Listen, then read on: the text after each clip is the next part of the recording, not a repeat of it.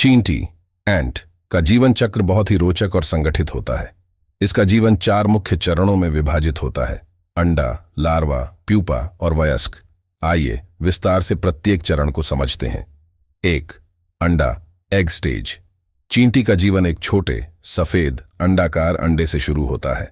अंडे बेहद छोटे और नाजुक होते हैं। मादा रानी चींटी क्वीन एंट हजारों अंडे देती है। कुछ दिनों 3 से 4 दिन में इन अंडों से लार्वा निकलते हैं। 2. Larva stage. जब अंडे से लार्वा निकलता है तो यह बिना पैर वाला और कीड़े जैसा दिखता है। यह पूरी तरह भोजन पर निर्भर रहता है। श्रमिक चींटियां वर्कर एंट्स इन्हें भोजन खिलाती हैं, जिसमें प्रोटीनयुक्त पदार्थ होते हैं। लार्वा तेजी से बढ़ता है और बार बार अपनी त्वचा को बदलता मोल्टिंग में है। लगभग 6 से 12 दिनों के भीतर यह प्यूपा बनने के लिए तैयार हो जाता है। 3. Pupa stage. यह अवस्था लार्वा और वयस्क चींटी के बीच का संक्रमण चरण है। प्यूपा के ऊपर एक रेशम जैसी खोल कोकून बन जाती है। इस दौरान इसका शरीर विकसित होता है।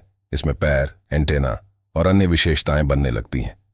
यह अवस्था कुछ हफ्तों 9 से 30 दिन तक चल सकती है।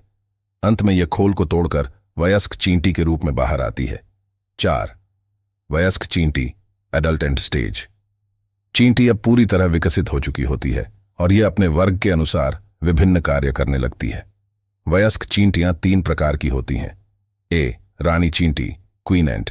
यह सबसे बड़ी होती है और इसका मुख्य कार्य अंडे देना होता है। यह कई सालों तक जीवित रह सकती है, कुछ जातियों में 10 से 30 साल। उड़ने वाली रानी चींटियां प्रजनन के बाद अपने पंख गिरा देती हैं और नया कॉलोनी बनाती हैं। बी. नर चींटी मेल एंट ड्रोन। इनका काम केवल रानी चींटी से मिलन करना होता है। मिलन के बाद ये कुछ ही दिनों में मर जाते हैं। सी. श्रमिक चींटी वर्कर एंट। ये मादा होती हैं लेकिन प्रजनन नहीं कर सकती। ये कॉलोनी की देखभाल, भोजन इकट्ठा करना, लार्वा की देखभाल करना और कॉलोनी की रक्षा करना जैसे कार्य करती हैं। इनकी उम्र कुछ महीनों से लेकर कुछ वर्षों तक हो सकती है। चींटी का जीवन काल life span of an ant. रानी चींटी 10 से 30 साल। श्रमिक चींटी कुछ महीनों से 2 से 3 साल। नर चींटी कुछ ही हफ्ते।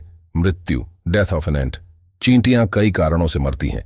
प्राकृतिक जीवन काल समाप्त होने पर, शिकारियों, मकड़ी, पक्षी, अन्य कीट द्वारा खा लिए जाने पर, किसी दुर्घटना या पर्यावरणीय बदलाव के कारण बूढ़ी होकर या बीमारी से जब कोई चींटी मर जाती है तो श्रमिक चींटियां उसे कॉलोनी से बाहर फेंक देती हैं या दफन कर देती हैं।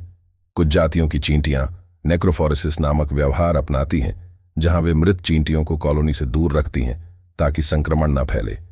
निष्कर्ष, चींटियों का जीवन अत्यधिक संगठित और सामूहिकता पर आधारित होता है। उनकी कॉलोनी में श्रम विभाजन स्पष्ट रूप से देखा जाता है, जो उन्हें एक सफल सामाजिक कीट बनाता है। उनकी जीवन यात्रा अंडे से शुरू होती है और विभिन्न चरणों से गुजरते हुए मृत्यु तक पहुंचती है।